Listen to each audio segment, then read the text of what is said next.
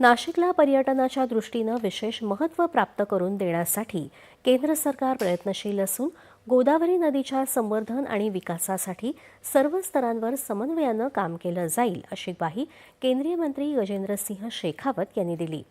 नाशिकमधल्या रामतीर्थ गोदावरी सेवा समितीच्या वतीनं गोदा जन्मोत्सवानिमित्त काल भव्य गोदा आरती कार्यक्रम आयोजित करण्यात आला होता, त्यावेळी ते बोलत होते। आगामी कुंभमेळ्याच्या पार्श्वभूमीवर राज्य आणि केंद्र सरकारच्या वतीने नाशिक शहरासाठी विविध विकास कामं हाती घेण्यात येणार असून नागरिकांसाठी आवश्यक सर्व सुविधा निर्माण करण्यात येतील असं ते म्हणाले।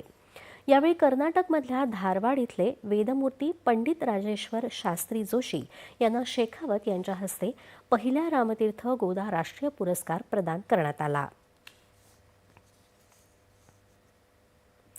कुंभमेळ्यापूर्वी त्र्यंबकेश्वराचा चेहरा मोहरा बदलला जाईल